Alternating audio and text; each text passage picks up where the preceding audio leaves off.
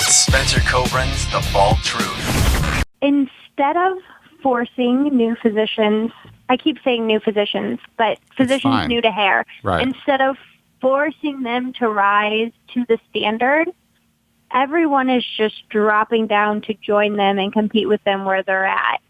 And it's interesting you said that, yeah. And I don't know how to fix it. It's something that honestly keeps me up at night when I finish a procedure and I reflect on what happened that day, and I'm thinking about, what could I have done differently? How could we have improved this? But so much of it is out of my control.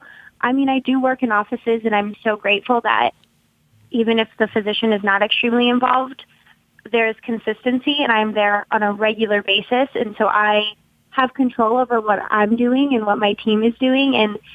And at least there's a level of consistency. There's consistent results. We're not throwing away grafts. We're not splitting everything into single hairs. There's some standard.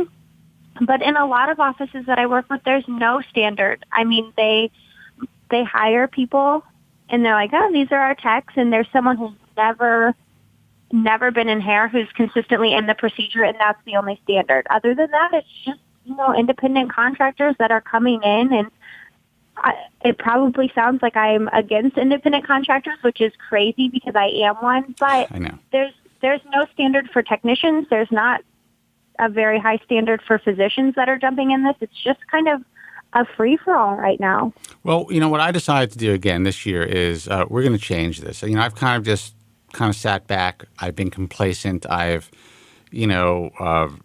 really came out swinging 20 years ago to change the field. I am fortunate enough to be in a position where I can say, F all you guys.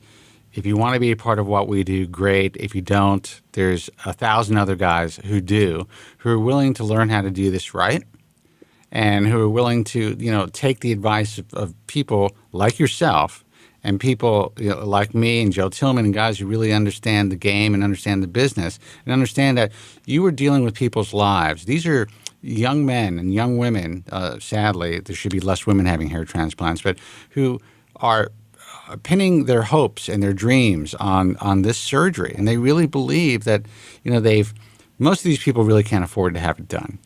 So they're putting it on credit, taking out loans, putting on credit cards. They're taking off time from their work.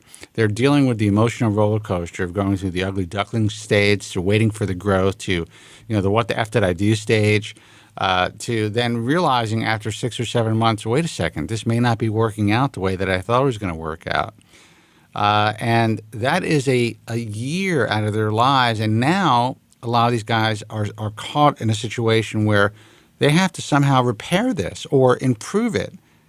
And it becomes a 2, 3, 4, sometimes 5 or longer year battle for these patients that maybe unwittingly some of these doctors, they don't realize what's going on when they're getting into the industry, and some of these technicians may not understand.